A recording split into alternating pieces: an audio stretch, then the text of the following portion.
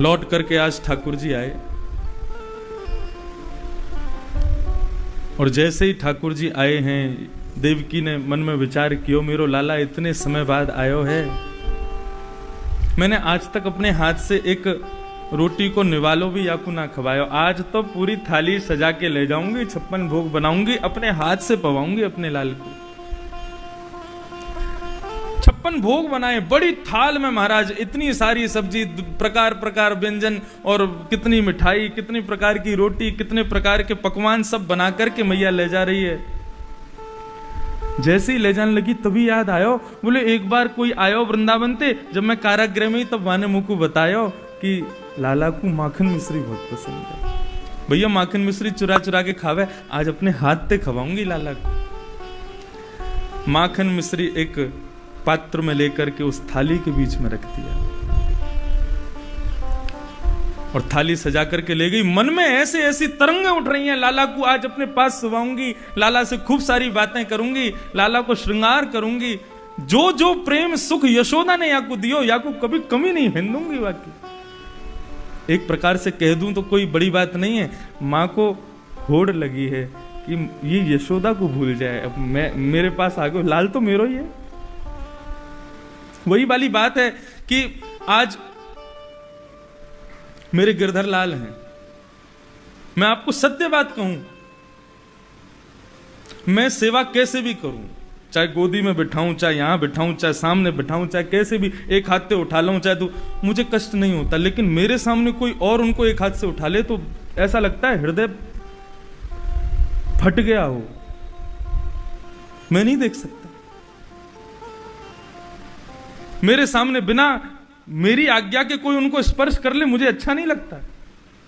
मैं किसी को कह दूं आप भोग लगाओ, आप जाओ, तो कोई बात नहीं, लेकिन मुझसे बिना पूछे कोई उनको पास भी पहुंच जाता है तो वेदना होने लगती है हृदय में। विचार करो, देवकी ने 11 वर्ष 56 दिन अपनो लाला दे दियो कोई को,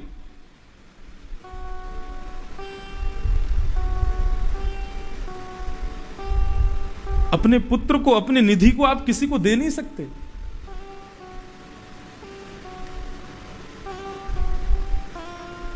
मीराबाई रैदास जी के प्रवचन में गई अपनी मां के साथ, नन्ही सी, और प्रवचन में तो उनकी रुचि छोटी बालिका है, लेकिन रैदास जी के मंच के बगल में उनके नन्हे से गिरधर लाल जी का मंच लगा था, उस पर बैठे थे। मीराबाई की नजर पड़ी और उन्हीं को देखती रहे, देखती रहे, देखती रहे, और बार बार अपनी मैया से पूछें, ये कौन है, ये कौन है, मैया बताना ये कौन है। मीराबाई की भक्ति श्रेष्ठ है, लेकिन यहां मैं रैदास जी को स्मरण कर रहा हूं। बोले अभी रुक जा, प्रवचन रह जाने दे, फिर पूछ लूंगी। लेके गई, बोले बाबा मेरी छोरी बहुत देर से पूछ रही है ये कौन है। रैदास जी बोले ये हमारे ठाकुर जी हैं। बाबा इनको नाम क्या है? बोले इनको नाम है गिरधर लाल। अब तो मीराबाई विचार करने लगी अपनी मैया से कि मैया मुझे ऐसा क्यों लगे कि मैं इनको जानूं, मेरो इनको कोई संबंध है, आप बाबा तो पूछो ना इनको नाम गिरधर लाल कैसे पढ़ो। रैदास जी ने पूरी कथा बताई। बोले कि इंद्र का मान मर्दन करने के लिए, ब्रजवासियों की रक्षा के लिए कन्हैया ने गिरिराज पर्वत उठाए, तब से इनका नाम गिरधर लाल। अब तो मीराबाई को अपने पूर्व जन्म की कथा याद आ गई। मीराबाई माधवी नाम की एक गोपी थी, माधवी नाम, और उनका ब्याह हुआ भगवान के मित्र सुबल के साथ। अब सुबल के साथ जब ब्याह हुआ तो माधवी की मां ने माधवी को समझायो कि देख तू ब्रज तो जा रही है, तेरो सुबल ते ब्याह तो है रोए, लेकिन वह ब्रज में एक छोरा रे, तेरे सुबल को मित्र है, लंगोटिया यार है, कन्हैया, कछु कर लियो, लेकिन बाकू अपनो चेहरा मत दिखाइयो। मीराबाई ने तो ये गांठ बांध के ये बात रख ली। बोले कि कुछ हो जाए, लेकिन ठाकुर जी को, वाकू कन्हैया को अपनो मुख नहीं दिखाऊंगी। अब तो महाराज जैसी सुबल बारात लेके आने लगो, ठाकुर जी कंडुक क्रीड़ा कर रहे, और क्रीड़ा करते करते हल्ला मचो, अरे सुबल आ गयो, सुबल आ गयो, सुबल आ गयो। इतने में ही ठाकुर जी सब ग्वाल बालन के संग दौड़ के गए, अरे भैया सुबल तेरो ब्याह है गो? हाँ ब्याह तो है गयो। अरे हमें दिखा देना एक भाभी कैसी है, वो तेरी भाभी है, तू देख ले। पालकी में बैठी थी माधवी, पर्दा हटा करके ठाकुर जी भीतर पहुंचे। मीराबाई को पता चल गया कि ये वही श्याम सुंदर, वही कन्हैया आ रहे हैं जिनके काजे मेरी मैया ने मुझे मना करी कि वाको मुख मत दिखाइयो। ठाकुर जी बोले, भाभी हम तुम्हारे पतिदेव के सबसे बढ़िया मित्र हैं, चलो अपना मुखमंडल दिखाओ, हम तुम्हारे देवर हैं। मीराबाई ने मुख और जोर से पकड़ लिया। बोले मैया ने कही कछु है जाए, वाको मुंह मत दिखाइयो, वो पतिव्रता धर्म नष्ट कर देगो, तो को अपनो बना लेगो, और मैं अपना पतिव्रता धर्म नहीं छोड़ूंगी। भगवान पैर तक दबा गए। माधवी कह रहे ने एक मुख दिखाए दो, ने दिखा तो दो तुम कैसी हो, लेकिन माधवी ने मुख नहीं दिखाया। भगवान बोले इतना गुरूर, इतना गुमान करती हो अपने रूप का, श्राप देता हूं, इस जन्म में तुम मेरे दर्शन करने के लिए तड़पोगी, तुमको मेरा मुख नहीं दिखेगा। और ऐसा कह के भगवान चले गए। माधवी बोली मुंह का पड़े तेरो मुंह देखवे को, तू जा कहीं रे। अब वही समय आया इंद्र का मान मर्दन करने के लिए। ठाकुर जी ने गिरिराज पर्वत धारण किए कन्नी उंगली पर, वहां सब ब्रजवासी थे, माधवी भी थी। चर्चा होने लगी कैसे उठ गए गिरिराज। तब वाके कान में बात पड़ी कि भैया हमारे सुबल के दोस्त कन्हैया ने अपनी कन्नी उंगली पर गिरिराज जी धारण कर ली। अब तो माधवी देखे इतने बड़े गिरिराज पर्वत कन्नी उंगली पर धारण कर लिए। उसके मन में इच्छा हुई एक बार जाके देखूं तो सही वो रूप है कैसा है। मैया ने मना करिए लेकिन मैं छुप के देखूंगी, एक बार देख तो लूं है कैसे। और माधवी दौड़ी दौड़ी दौड़ी दौड़ी वहां पहुंची जहां ठाकुर जी ने गिरिराज पर्वत धारण कर रखे थे। जैसे ही वहां पहुंची और अपना घूंघट उठा करके ठाकुर जी की ओर देखने लगी, तो एक क्षण से भी कम समय के लिए ठाकुर जी का मुखमंडल दिखा, और उसके बाद मानो जैसे उसकी आंखों के आगे धुंध छा गया हो, दिखना बंद हो गया। बार बार अपनी आंखों को मीटती है, बार बार पानी से धोती है कि मुझे दिख क्यों नहीं रहा है। चित्त चढ़ी वह सांवरी मूरत, लेकिन वो एक क्षण की जो सांवरी मूरत थी वो चित्त में चढ़ चुकी थी। आज अपनी मैया को कोस रही है मीराबाई, अरे मैया तेने मुंह को कैसी सीख दी, मुंह तो मना क्यों कि या को कभी मत देखियो। ठाकुर जी के चरणों में प्रणाम करके कहा, बोले मुंह को अपनो दर्श कराओ, मैं क्षमा मांगू। ठाकुर जी बोले या जन्म में तो तू को मेरो रूप ना दिखेगो, तू अगले जन्म में मीराबाई बन के आवेगी और मैं एक संत के माध्यम से तेरे पास आऊंगा। मेरो रूप देखते ही तू पहचान जाएगी कि मेरो तेरो कहा संबंध है। आज मीराबाई कह रही है भैया ये बाबा के ना है ठाकुर जी, ये तो मेरे हैं, ये तो मेरे पास आवे के काजी इनको सारो लेके आए हैं, बाकी बाबा के थोड़े हैं, ये तो मेरे हैं। इनने मुझे वचन दियो कि मेरे पास आवेंगे। अब विचार करो, इतने वर्षों से रैदास जी सेवा करते आ रहे हैं और उनको कोई कहे कि ये मेरे हैं। ताम्रवर्ण हो गया उनका, तो बोले कि कैसे कैसे कहा, अरे ये मेरे ठाकुर जी, इनको खवाऊं पिवाऊं अपने संग सुबाऊं और ये कह रही है मेरे। मीराबाई ने रैदास जी को नहीं कोसा, ठाकुर जी की ओर देखती है और कहती है संत तो हृदय, संत का हृदय को नवनीत के समान होता है, लेकिन कन्हैया निष्ठुर तो तुम हो। वचन दे करके भी आज पालन नहीं कर रहे हो अपने वचन का। 3 दिन का समय दे रही हूं, यदि नहीं आए तो अपना गला काट लूंगी, अपने प्राण त्याग दूंगी। 3 दिन तक अनशन व्रत पर बैठी है मीराबाई।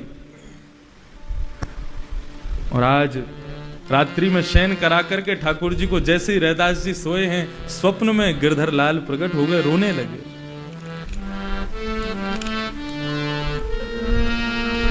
रैदास जी बोले जय जय, मेरी सेवा में कोई कमी, आप क्यों रुदन कर रहे हो। अब तो भगवान रोमे ही रोमे बोले बाबा मुझको क्षमा कर दो।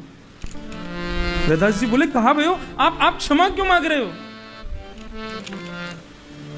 ठाकुर जी बोले, मैं आपको ना हूं, मैं तो मीराबाई को हूं।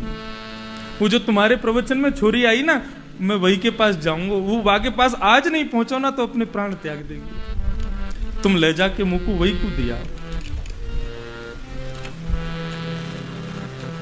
अब विचार कर, रैदास जी की आज वही स्थिति है जो मां यशोदा की रही होगी। जिनको खवा के खामे, जिनको सुवा के सोवे, जिनको नवा में दुआ में हमेशा अपने पास रखें, उनको कोई और ले जाए, कैसी वेदना होती है। लेकिन जा में रुचि ठाकुर जी की, ये ठाकुर जी का स्वरूप है, कोई नहीं समझ सकता वो किसको कब संयोग दें और किसको कब वियोग दें। मीराबाई अनशन व्रत पर बैठी है, रुदन कर रही है कि वे आएंगे तो रहूंगी, नहीं तो आज अपने प्राण त्याग दूंगी। अर्धरात्रि का समय श्री रैदास जी ठाकुर जी अपने हृदय से लगा करके लेकर के जा रहे हैं, अपने से दूर कर रहे हैं। मीराबाई के कक्ष में पहुंचे, मीराबाई अचेत अवस्था में पड़ी है, बस प्राण निकलने ही वाले हैं। माता पिता चरण दबा रहे हैं, कोई पानी पिवा रहा है, लेकिन मीराबाई। तब रैदास जी पहुंचे और अपने गिरधर लाल को हाथ में लेकर के नेत्रों से अश्रुपात करते जा रहे हैं और मीराबाई से कहते हैं, बेटी चल उठ जा। ले मीरा है गिरधर तेरा, ले मीरा है गिरधर तेरा, ले मीरा है गिरधर तेरा, ले मीरा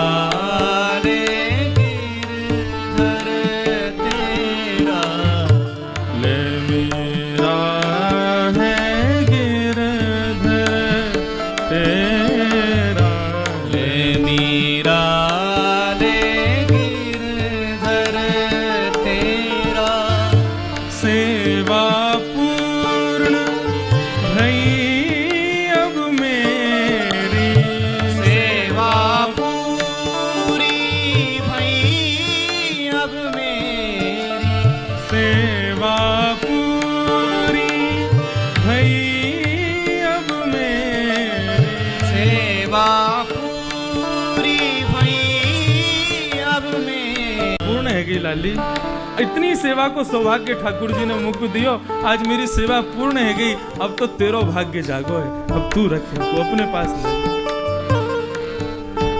अत्यंत वेदना में है, लेकिन फिर भी ठाकुर जी की इच्छा, अब तक आपसे सुख ले रहे, अब मीराबाई से सुख लेंगे।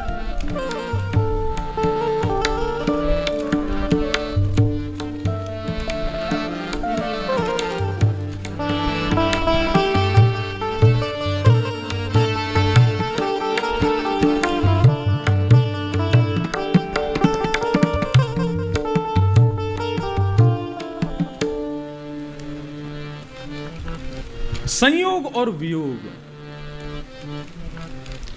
इस दुनिया के 4 अकाट्य सत्य हैं, लिख लीजिएगा अपने पास।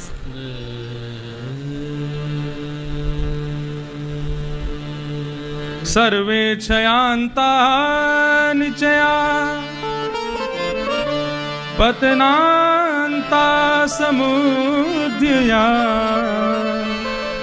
संयोगस्य वियोगांता, मरणांताश्च जीवितम्।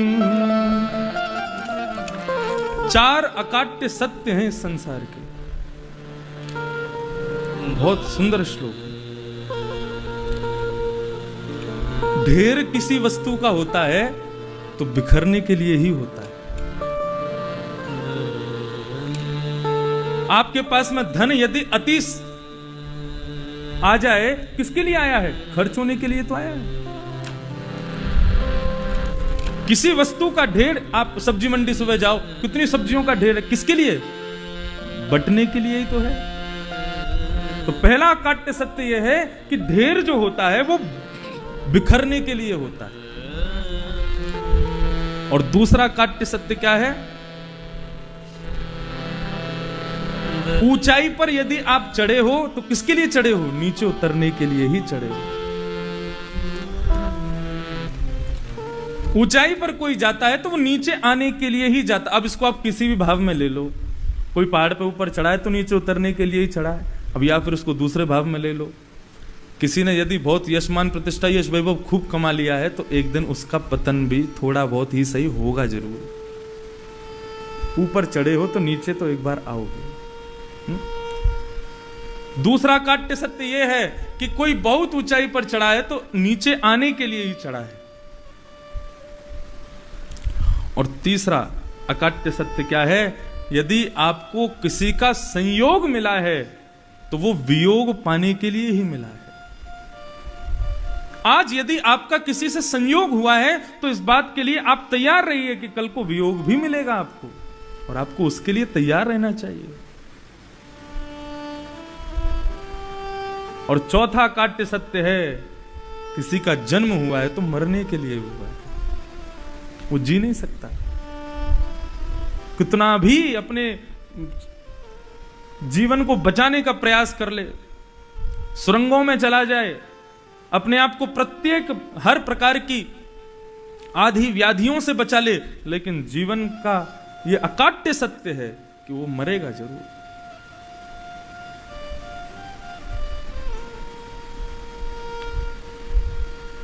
संयोग का उल्टा वियोग है। यदि आपको कहीं संयोग मिल रहा है तो आप तैयार रहिए कि वियोग भी मिलेगा। ये भगवान की लीला कहकर के हम चुप हो जाते हैं, लेकिन वास्तव में ये अकाट्य सत्य है। इसमें कोई कुछ इसमें परिवर्तन नहीं कर सकते आप। मैया थाली सजा करके लाला के पास गई, मन में बड़े बड़े पहाड़ उमड़ रहे हैं, लहरें उमड़ रही हैं। इतना प्रेम करूंगी, ऐसे प्रेम करूंगी, वैसे प्रेम करूंगी, ऐसे अपने लाला को रिझाऊंगी, कोई कमी अनुभव नहीं होने दूंगी। लेकिन जैसे ही सामने ठाकुर जी के पास पहुंची हैं, ठाकुर जी भी खुश है गए। हाँ मैया, आज तुम अपने हाथ से ही पवाओ मुंह को। मैया जैसे ही थाली लेकर के ठाकुर जी के सामने पहुंची है और ठाकुर जी ने थाली की ओर देखा, दुनिया भर के वहां व्यंजन रखे हैं, सुंदर सुंदर मिठाइयां रखी हैं, रसगुल्ला रखे हैं, मेवा बाती, सब की ओर ठाकुर जी देख रहे हैं। बोले मैया तेने बड़ी मेहनत करी। मैया बोली तेने एक चीज ना देखी? बोले कहा? तभी थाली के मध्य में माखन मिश्री रखा था। मैया ने कही देख, तेरा मनपसंद माखन मिश्री आज मैं खवाऊंगी अपने हाथ से। अब ठाकुर जी को वो माखन मिश्री थोड़ी दिख रहा है। माखन मिश्री में भी यशोदा मैया की पुकार, मानो माखन में से कन्हैया, लाला, अरे मेरो लाला कैसो, कहां जा रहा है, कहां कर रहा है, इस प्रकार से मानो माखन में से ध्वनि सुनाई देने लगी ठाकुर जी को। माखन देखते ही चारों ओर यशोदा की मुख के स्वर ठाकुर जी को सुनाई देने लगे, और उन स्वरों से व्याकुल होकर के इतने रोए ठाकुर जी, इतने रोए लाल जी। आज बलराम जी से गले लग करके रो रहे हैं, खूब रो रहे हैं। ठाकुर जी को रोता देख बलराम जी रोने लगे, दोनों बालकों को रोता देख देवकी रोने लगी। रोने की आवाज सुनकर के वसुदेव जी दौड़े दौड़े आए तो देखा सब कमरे में सब लोग रो रहे हैं, दास दासियां खड़ी हैं, वो भी रो रही हैं। ठाकुर जी को समझा रहे थे वसुदेव जी, इतने में ही भगवान के मित्र श्री उद्धव जी आ गए। उद्धव जी से वसुदेव जी ने कहा, उद्धव तुम समझाओ ना, क्यों इतना रुदन करता है, क्यों इतना बेचैन रहता है? अरे माना कि मैंने इसको ब्रज की याद आती है, लेकिन अरे उस मां की ओर भी तो देखे जो 11 वर्षों से आस लगा के बैठी है मेरा बेटा कब आवेगा। कम से कम उसके सामने तो ब्रज का स्मरण ना करे ना। उद्धव जी बोले मैं समझाता हूं। भगवान को एकांत में लेके गए, बोले प्रभु आप क्यों रो रहे हैं, क्या बात है? इस प्रकार से आपका रुदन करना मुझे भाता नहीं है, क्या बात है बताइए ना।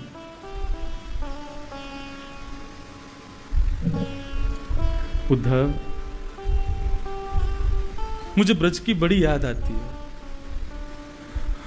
और ब्रज में भी मेरी मैया यशोदा, समस्त गोपांगनाएं, समस्त मेरे छोटे छोटे ग्वाल बाल, मेरे सखा मित्र, छोटे छोटे बछिया बछड़ा जो पूंछ उठा के मुंह को देख के दौड़ते दौड़ते ही उन सबन की बड़ी याद आवे।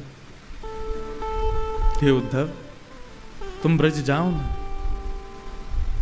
मैं तो नहीं जाऊंगा, क्योंकि मैं गया तो वो अपने प्रेम पाश में मुझको बांध लेंगी, और यदि मैं गया तो वापस नहीं आ पाऊंगा, आगे की लीला कैसे होगी। तुम चले जाओ। बंधुओं, अब थोड़ा सा इस विषय को समझिए। भगवान ने उद्धव को ही क्यों भेजा? मंत्री तो और भी हैं, मंत्री तो बहुत सारे हैं वहां पर। और सबसे बड़ी बात तो भगवान को लेने गया था कौन? अक्रूर। अक्रूर जी तो पहले भी ब्रजमंडल जा चुके हैं और अक्रूर जी को सब पता है कैसे रास्ते हैं, कहां हैं। अब स्थान पर उसी को भेजना चाहिए जो जानकार हो। उद्धव तो कभी ब्रज गया ही नहीं। भगवान उद्धव को क्यों भेज रहे हैं ब्रज में? तात्पर्य क्या है?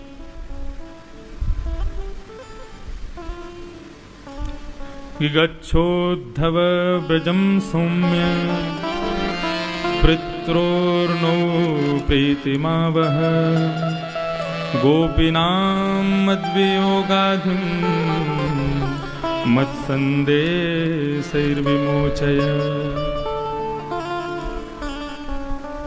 भगवान को उद्धव को भेजने का रहस्यमय कारण कुछ भी हो, लेकिन जो दास की बुद्धि में आया, मैं उस भाव से कुछ ना कुछ बताना चाहूंगा। भगवान जानते हैं कि ये ब्रज की जो गोपांगनाएं हैं, ये साधारण किसी की बात को सुनने में सक्षम नहीं, किसी की बात को समझेंगी नहीं वे।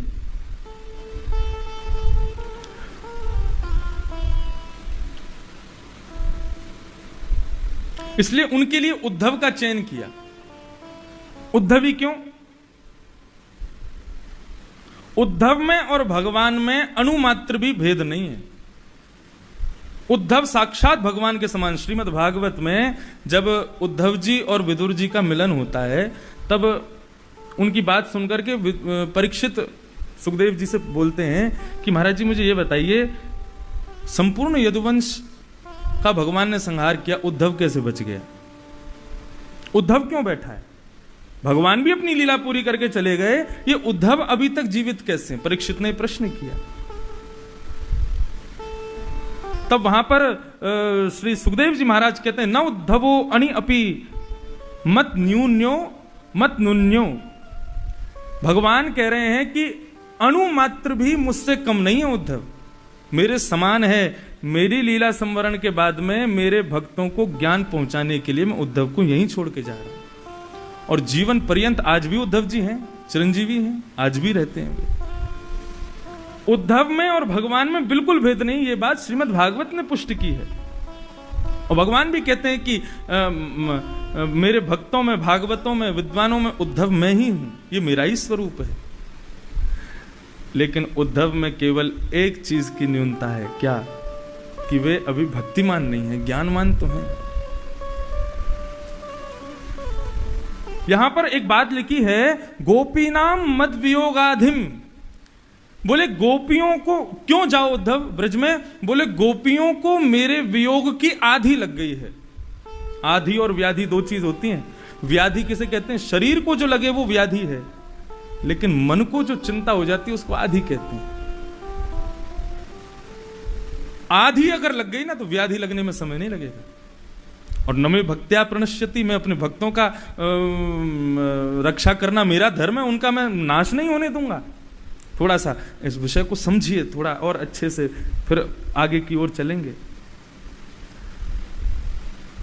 उनको आधि हुई है, मेरे वियोग की, मेरी आधि हो गई होती कोई बात नहीं, लेकिन मेरे वियोग की आधि लग गई है। और वो आधि गोपियों को भीतर ही भीतर खत्म कर देगी उद्धव। व्याधि के लिए औषधि चाहिए, लेकिन आधि के लिए ज्ञान चाहिए। गोपियों को ज्ञान की आवश्यकता नहीं है, लेकिन परम ज्ञानियों को भी जब आधि लग जाती है ना, तो ज्ञान से ही वो दूर होगी।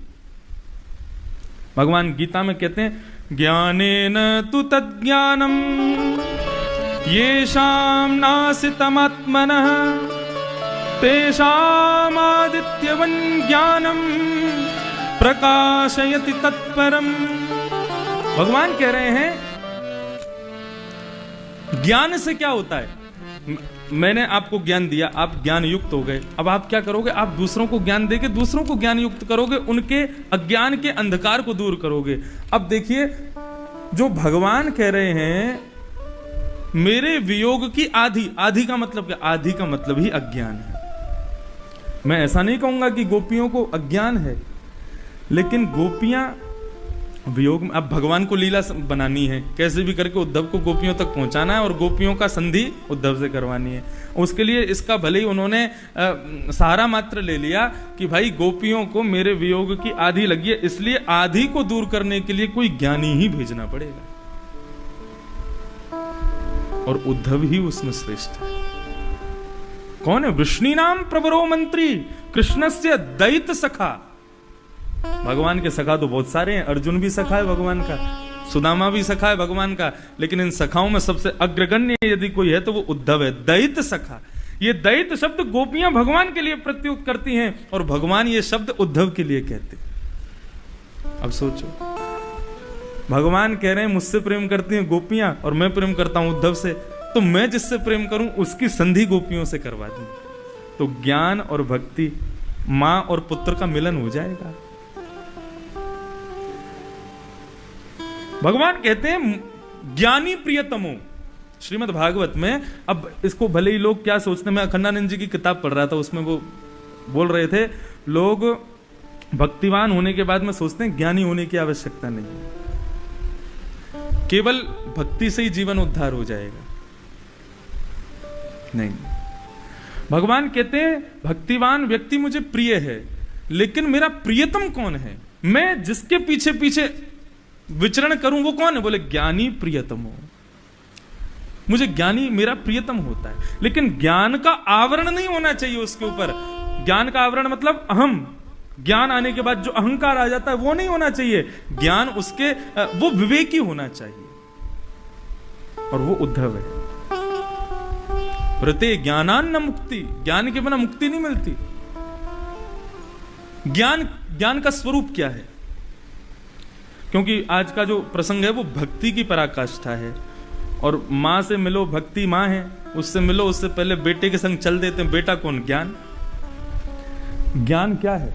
आप मार्ग में चल रहे हो, अंधेरा हो रहा है, और अंधेरे में आपके हाथ से आपकी मोटरसाइकिल की या गाड़ी की चाबी छूट जाए और रोड के बगल के खेत में गिर जाए। अब खूब ढूंढो, नहीं मिलेगी, तब साथी संबंधी क्या कहेंगे? या तो प्रकाश की व्यवस्था करो या फिर सुबह तक का इंतजार करो। मैं आपको कहूं कि 2 किलोमीटर का यहां पर स्थान है, आप दोपहर के ठीक 12 बजे उतने स्थान में अंधेरा कर दो, आप कर पाओगे? नहीं कर सकते। आप छाया कर सकते हो, लेकिन आप अंधेरा नहीं कर पाओगे। लेकिन रात्रि के कितने भी बजे हो, मैं आपसे कहूं प्रकाश कर दो, तो प्रकाश करने में कोई देरी नहीं लगती है। ठीक उसी प्रकार ये ज्ञान है, ये प्रकाश स्वरूप है। प्रातःकाल होते ही, सूर्य उदय होते ही आपका फोन मिल जाएगा। क्यों? सूर्य ने वहां रख दिया उसको? नहीं। आपकी चाबी मिल जाएगी, क्या सूर्य ने रखा उसको वहां? नहीं, वो तो वहीं थी, केवल सूर्य ने अंधकार दूर करके उसको दृश्यमान करा दिया। पता नहीं आपको समझ में आई कि नहीं? अज्ञान के अंधकार में हम चल रहे हैं और हमारे प्रियतम श्री कृष्ण हमारे हाथ से छूट गए।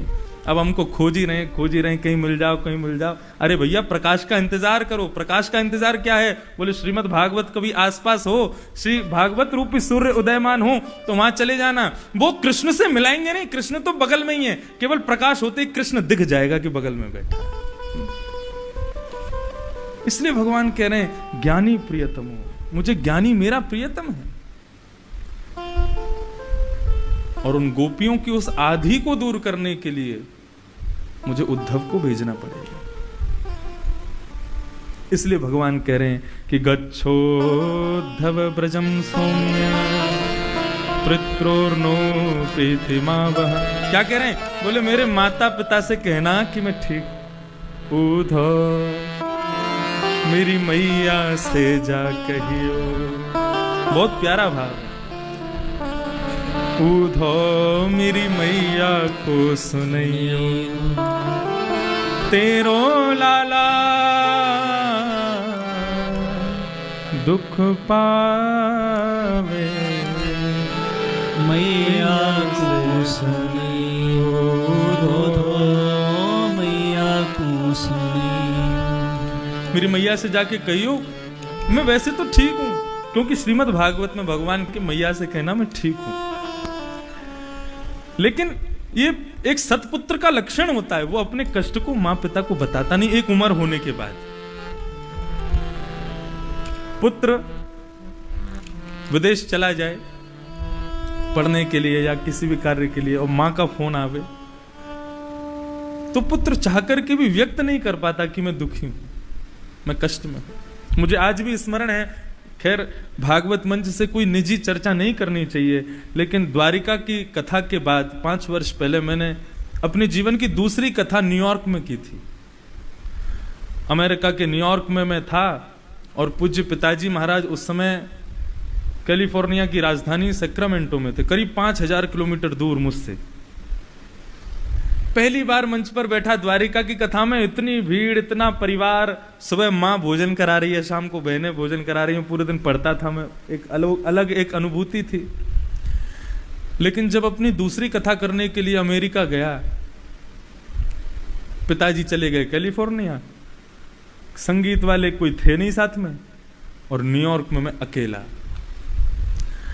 आज भी मेरा नियम है, मैं कथा में जाने से पहले पूज्य पिताजी को मानसिक प्रणाम कर लेता हूं, लेकिन मैया को फोन करके ही प्रणाम करूंगा, क्योंकि कई बार पिताजी और मेरी कथाएं एक साथ आ जाती हैं, और वो भी कथा में, मैं भी कथा में, कैसे बात करूं? तो माँ को ही सब कुछ समझ के हम प्रणाम। अच्छा, एक बार राजेंद्र दास जी महाराज ने भी, मेरी उनकी एक साथ कथा हुई एक स्थान पे, तो उन्होंने कहा कि प्रवचन करते समय पिता आ जाएं तो एक बार को ठीक है, नहीं कर पाओ प्रणाम, लेकिन मां यदि सामने है तो दंडवत प्रणाम करना। तो वहां न्यूयॉर्क की कथा में मैं अनुभव किया, बहुत दुखी था, इतना कष्ट में था कि क्या बताऊं, क्योंकि पहली दूसरी कथा और एक भी वहां पर अपना नहीं था। फोन करके सिसकता था, लेकिन मैं बताता नहीं था कि मैं दुखी हूं, बड़ा कष्ट है। तो ठीक आज भगवान की भी वही दशा। उद्धव से कह तो रहे कि पित्रोर्नो प्रीति मावह, माता पिता से कह देना कि मैं ठीक हूं, उनको मेरा प्रेम देना, लेकिन है नहीं। क्यों? मैया सवेरे सवेरे उठा करके ताते जलते मेरो मुख धोवे ताते जल, अचरा अचरन पोंछ न भावे, मैया कोई न मुख धोवे ताते जल, अचरन पोंछ सिहावे। और उद्धव मैया को बताइयो, माखन रोटी नाम ना जाने, माखन रोटी नाम ना जाने। ठाकुर जी का ब्रेकफास्ट क्या था ब्रज में? मैया रात की बासी रोटी लेती, वही में मक्खन लगा के, मिश्री लगा के, और ऐसे ठाकुर जी को रोल पुंगी बना के देती, ले लाला खातो रहे, और अपने कामन में करती रहती। ठाकुर जी मैया को पल्लू पकड़ के वही को खाते रहते, वही में तो मक्खन कभी मारते नहीं करे, तो ऐसे खाते कभी ऐसे खाते। बोले उद्धव, यहाँ तो कोई जाने ही ना है माखन रोटी खाते कि माखन रोटी नाम ना जाने, माखन रोटी नाम ना जाने। और कनुआ कहे मोए कोई न बुलावे, मैया को सुनियो धो, मैया से जा कहियो तेरो लाला दुख पावे, मैया को सुनियो। और मैया कैसो प्रेम करती उद्धम होते, दूध पिवाए बड़ो हित करती। मोह दूध पिवावे में बड़ो आनंद आता मैया है, और मैं ना पीता हूं ना तो मुझे कहती दूध पिवाए बड़ो हित करती, चुटिया गूंथ सिहावे ऊधो। दूध पिवाए बड़ो हित करती, चुटिया गूंथ सिहावे। मैया लाला ने 1-2 बार दूध ना पियो, मैया का कहती लाला तो दूध का क्यों ना पीवे, मुंह को अच्छो ना लगे, बोले लाला दूध ना पीवे को तो चोटी छोटी सी रह जाएगी तेरी, दूध पीवे तो चोटी बढ़े। तो मैया क्या करती, लाला अपनी चोटी पकड़ के दूध पीते कि याद बड़ी रह जाएगी। एक दिन मैया ते बोले मैया चोटी तो बड़ी हो गए ना है। बोले लाला मैया पकड़ेगी चोटी तब बड़ी होगी, तू दूध पी। तो मैं तो दूध में व्यस्त कर देती, मेरी चोटी की गूथ बनाती, मतलब क्या कहें उसको, चुटिया को वो बनाती, जैसे यूं करें जूड़ा। अरे माताएं बहनें अपनी चोटी गूंथती हैं ना, तो वो कह रहे हैं चुटिया बनानो ना के माते जूड़ा। ऐसो करुण प्रसंग चल रहा है भैया।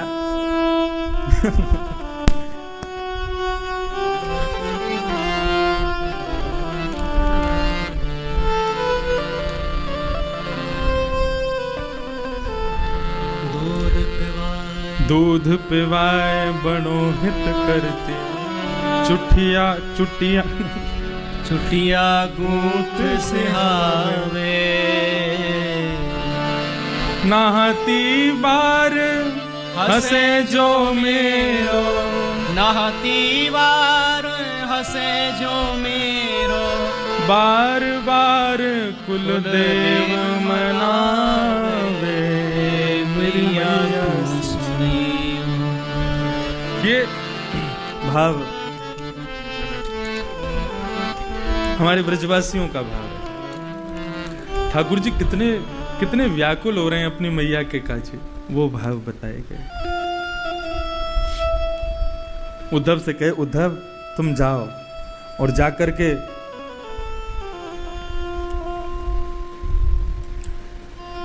मेरे नंद बाबा और मैया से जाके कहियो मैं ठीक हूं, और गोपियों को मत संदेश विमोचय, मेरा संदेश जाके सुनाना। उद्धव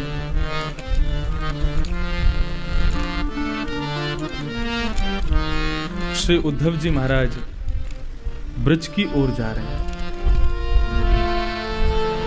ब्रज जाने से पहले उद्धव ज्ञानवान है, और ज्ञान अधूरा है यदि भक्ति उसमें ना हो। ज्ञान में अहम होने का संदेह होता है। उद्धव जी मन में विचार करने लगे कि प्रभु मैं जाऊंगा अपने मेरे पास जो मेरी सुंदर वाणी है, जो मेरे गुरुजनों के द्वारा मुझे प्रदत्त है, उस वाणी से मैं ऐसे ऐसे भाव सुनाऊंगा कि समस्त ब्रजवासी आपको परब्रह्म मान करके आपकी पूजा करने लगेंगे, भूल जाएंगे कि आप उनके पुत्र हो, आप उनके सखा हो, आप उनके दैत्य हो, आप उनके मित्र हो। भगवान बोले अब तुम ये तुम वहां जाके तुमको पता चलेगा कि तुम करोगे क्या। भगवान ने अपने मोर पंख निकाला, उद्धव के शीश पर धरा दिया। अब देखो ये क्रिया दैत्य के संग ही हो सकती है। भगवान ने अपना अर्जुन को कभी मोर पंख क्यों नहीं पहना है, उद्धव को ही पहना। अपनी कारी कमरी ठाकुर जी ने उतार करके उद्धव को पहना दी। बोले आप ये क्यों कर रहे हैं? बोले इसके बिना जाओगे तो कहीं गोपियां तुमको कहीं बाहर कहीं समझ के कहीं भगा नहीं दें। ये देख करके कम से कम वो समझ तो जाएंगे ना कि तुम मेरे मित्र हो। उद्धव जी उसी रथ में बैठे हैं जिस रथ में अक्रूर जी ठाकुर जी को व्रज से लेके आए, और रथ में बैठ करके श्री उद्धव जी महाराज वृंदावन की ओर निकल पड़े। आज मैं सुबह भागवत में जब उद्धव जी ब्रज जाते हैं उस भाव को पढ़ रहा था, तो उस भाव को पढ़ के थोड़ा मन में भाव आया, ये कैसे हो सकता है? क्योंकि भगवान वहां पर कह रहे हैं मद वियोग आधिम, मेरे वियोग में गोपियां वहां पर बस वो जी रही हैं, वो उनके प्राण निकलने वाले हैं। और तो और भगवान ने और भी बहुत सारी चीजें बताई है कि प्राणान कथंचन, वहां पर पेड़ जो है वो सूख, उद्धव मेरी याद में ग्वाल बाल भोजन नहीं करते हैं, ऐसा ऐसा स्वरूप ठाकुर जी ने बताया उद्धव को। लेकिन अब उद्धव ब्रज की ओर जा रहे हैं तो उद्धव क्या देख रहे हैं?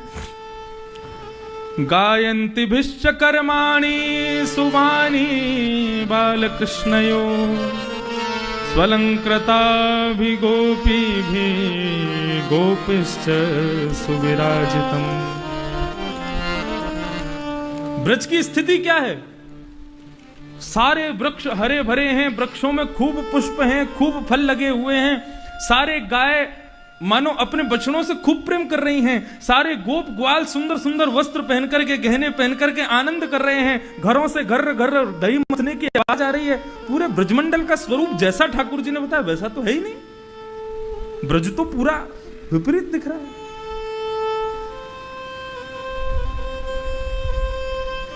भगवान ने जिस जिसके दुख का वर्णन किया वही सुखी दिख रहा है उद्धव जी को। यही है प्रकट और अप्रकट वृंदावन।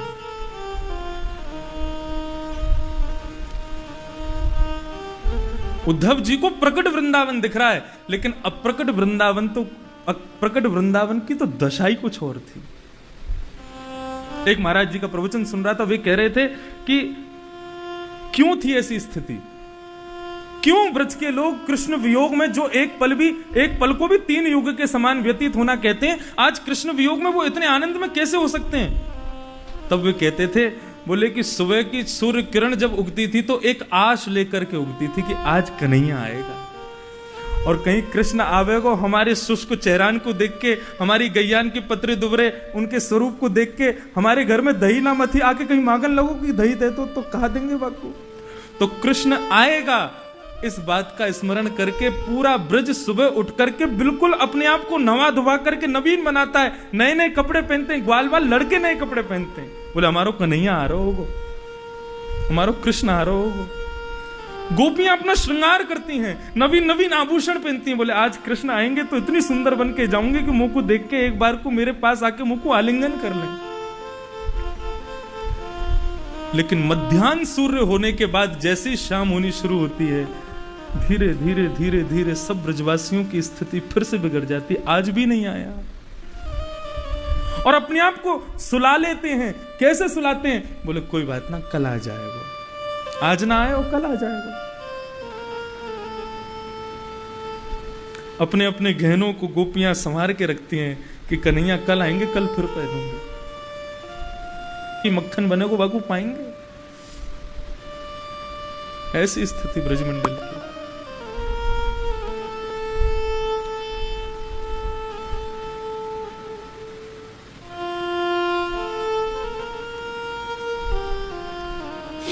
श्री उद्धव जी महाराज ब्रज पहुंचे। जैसे ही ब्रज पहुंचे हैं, गोप ग्वाल आज देख रहे हैं, बोले कि ये तो वही रथ है जिस रथ में बैठ के कन्हैया गए थे। अब तो पूरे ब्रजमंडल के मानो जैसे खोए हुए प्राण वापस आ गए हों। अरे कन्हैया आ गए हो, लाला आ गए हो, हमारो कन्हैया आ गए हो, अरे चलो चलो कन्हैया आ गए हो है। सब ब्रजवासी दौड़ने लगे। मधुमंगल एक वृक्ष के नीचे बैठ गए। बोले मैं ना जाऊंगा, परसों की कह के गए हो, परसों बाद आ रहे हो, मैं ना मिलूंगा, या तो रूठ गया हूं मैं। बाकी सब सखा बोले तू रूठ रहे, हम तो जा रहे हैं, लाला को जाके गोदी में उठाएंगे, बाकी संग खेलेंगे नाचेंगे, बाकी पद्दी पे बैठा के भीतर लाएंगे।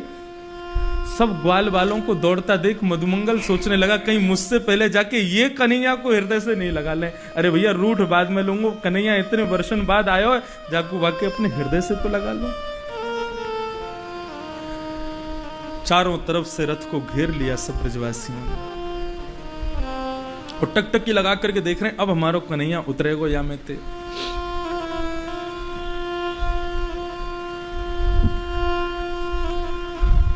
इतने में ही श्री उद्धव जी महाराज बाहर आए। जय श्री कृष्ण। ब्रजवासी उद्धव जी को देख ही नहीं रहे हैं, वो पीछे की ओर ही देख रहे हैं। बोले शायद ये वाको संग आयो है, वाको कोई दूत होगो, लाला तो पीछे है। बोले आप पीछे कहां देख रहे हैं, रथ में और कोई नहीं है, मैं ही था। ये बात सुनकर के मधुमंगल तो वहीं गिर गए। बोले कि कन्हैया आज भी नहीं आए हो। बोले आप सब ब्रजवासियों को बहुत स्मरण करते हैं, मैं उनका दैत मित्र हूं, मेरा नाम उद्धव है, आप सबको याद करते हैं, तो आप सबकी सुध लेने के लिए मुझको भेजा है उन्होंने।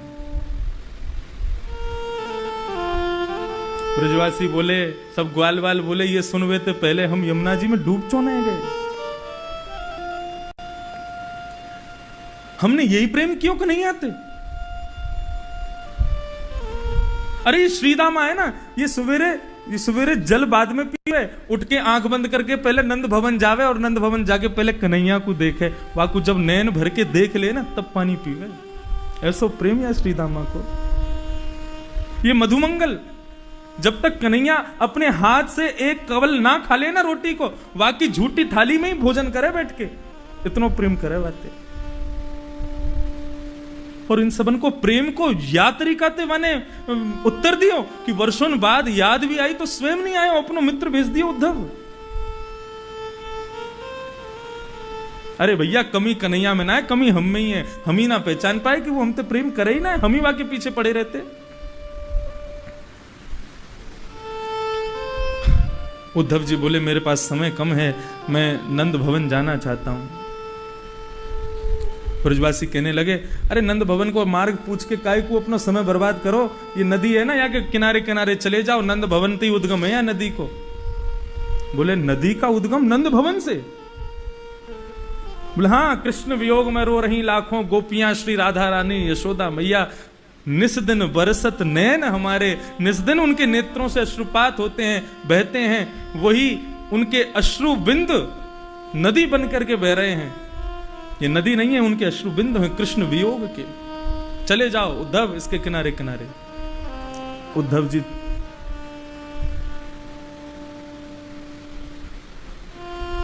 प्रेम की पराकाष्ठा में पहला चरण रखा उद्धव ने। उद्धव जी के विषय में यहां वर्णन लिखा है श्रीमद् भागवत में कि उद्धव जी को क्या लगता है, कभी तो लगता है कि ये सब बड़े दुखी हैं, और कभी क्या लगता है अरे कृष्ण तो ये खेल रहे हैं, अरे कृष्ण तो वो बैठे, अरे कृष्ण तो वो गैया चरा रहे हैं दूर, अरे ये आवाज तो कृष्ण की है, कोई गोपी दौड़ के गई उसके पीछे पीछे, अरे ये तो कृष्ण जा रहे हैं। ऐसा अनुभव, ऐसा आभास हो रहा था उनको सब जगह से। और जाते ही श्री उद्धव जी महाराज सबसे पहले मिले हैं नंद बाबा से। नंद बाबा से जाकर के श्री उद्धव जी मिले। नंद बाबा कह रहे हैं अप्याययास्यति गोविंदः स्वजनान् सकृदीक्षितुम् तर्हि द्रक्ष्यामि तद्वक्त्रम् सुनसं सुस्मितीक्षणम्।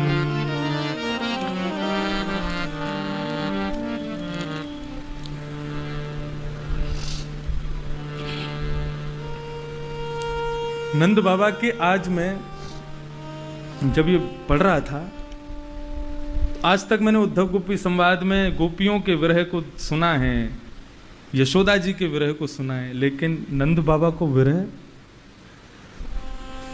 गोपियों के और यशोदा के विरह से बहुत ऊंचा विरह है श्री नंद बाबा का। एक एक बात सुनना नंद बाबा क्या कह रहे हैं। नंद बाबा कह रहे हैं, पहली बात तो यहां ये लिखी है कि नंद बाबा ने उद्धव जी का खूब अच्छे से स्वागत किया।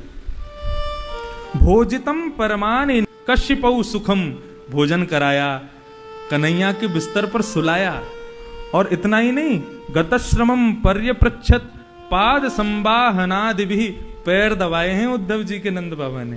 बोले भैया हमारे लाला को सखा आया है, आज यहाँ के स्वागत में कोई कमी नहीं हो।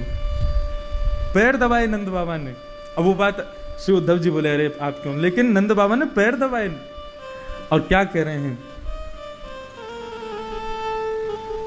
अप्याययास्ति गोविंद, कन्हैया ब्रज आएगा। अपने ये ग्वाल बाल पूरे दिन मेरे पीछे पड़े रहे हैं, बाबा कब आवेगो, बाबा कब आवेगो, तुम जाओ ना मथुरा जाके पूछे आओ कब आवेगो, कन्हैया आवेगो।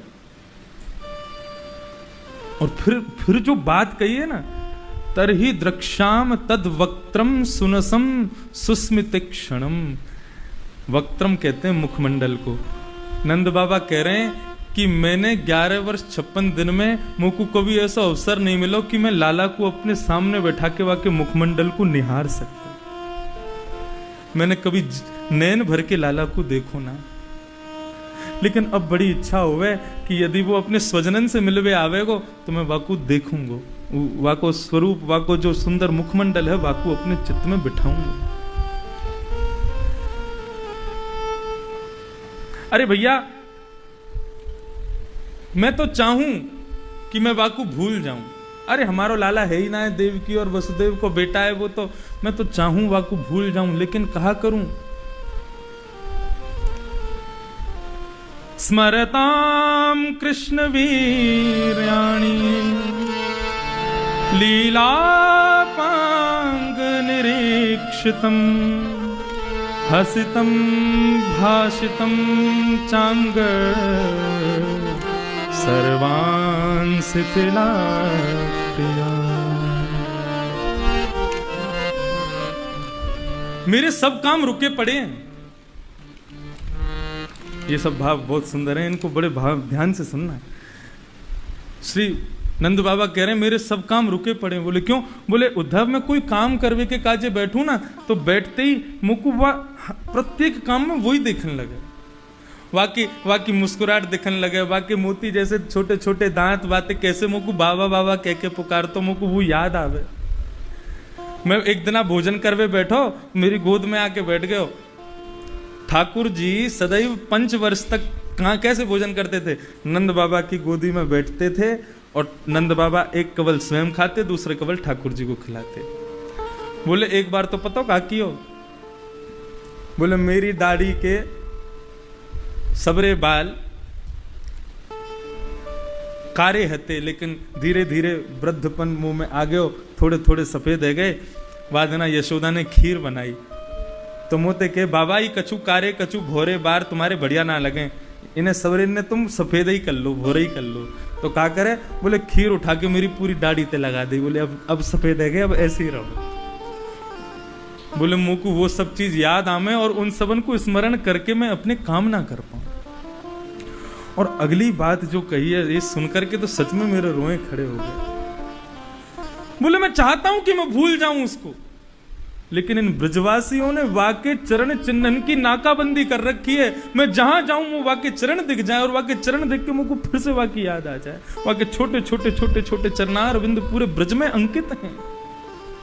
ये मधुमंगल श्रीदामा वाके चरणन को लपेट करके सोमे कि कोई चढ़ नहीं जाए उन पे। मन्ये कृष्णं च रामं च सरिच्छैलवनोद्देशान् मुकुन्द पदभूषितान् आक्रीडा निक्षमाणानां मनो याति तदात्मतम्। कहीं चलो जाऊं, वन में चले जाएंगे तो वहां भी वाके चरण चिन्ह दिखाई दे जाएं। यमुना किनारे चले जाओ, वहां पे भी वाके चरण चिन्ह हैं। सब जगह वाके चरण चिन्ह। इन ब्रजवासी ने वाके चरण चिन्ह के चारों ओर कांटे लगा रखे हैं कि भैया इन पे कोई चढ़ेगा नहीं, ये चरण चिन्ह अंकित रहेंगे। अब जब जब मेरे सामने वो चरण चिन्ह नामे मुंह तब तब लाला की याद आ जाए। मैं कहा करूं उद्धव, तू ही बता।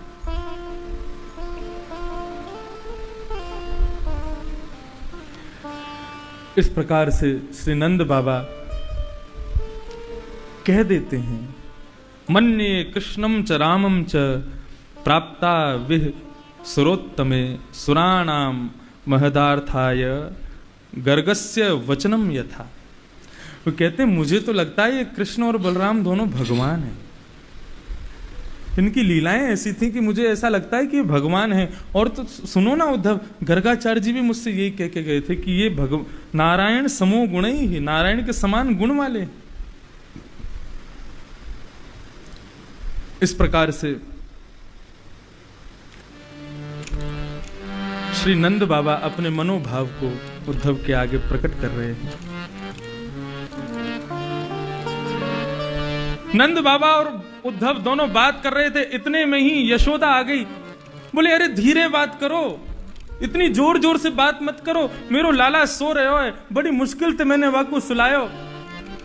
कभी मोते के मुंह को मैया चंदा चाहिए, कभी मोते के मुंह को मैया बहू लिया। कैसी बहू लिया? बोले इतनी बड़ी बहू लियाओ कि मैं अपनी जेब में रख के चलो जाया करूं, ऐसी बहू लिया मैया। बड़ी मुश्किल से मैंने सुलाया वाकू, यहां तक कि मैया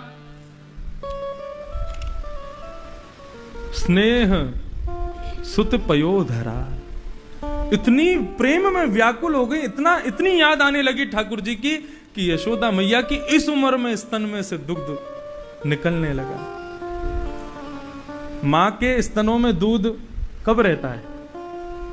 बालक के जन्म लेने से पहले नहीं होता, और धीरे धीरे बालक जब बड़ा हो जाता है, मां उसको उसके भरोसे पर छोड़ दे, जिस दिन से छोड़ने लग जाए उस दिन से दूध बंद हो जाता है। मतलब मां जब तक, कितने ऐसे कई बालक देखे, वो चलते फिरते सब काम करते हैं, लेकिन खूब बड़े हो गए फिर भी दूध पीते हैं मां का, और मां का दूध आता भी है। मां का वात्सल्य जब अथाह होता है अपने पुत्र के प्रति, तब तक उसकी छाती में दुग्ध निवास करता है। यशोदा की उम्र 80-90 के मध्य में है, और आज भी कृष्ण का स्मरण भागवत जी में लिखी है, बात गलत नहीं हो सकती है। उद्धव और नंद बाबा की बात को सुनकर के कृष्ण की इतनी याद आई कि आज ऐसी स्थिति में भी यशोदा के स्तनों में से दुग्ध निकलने लगा।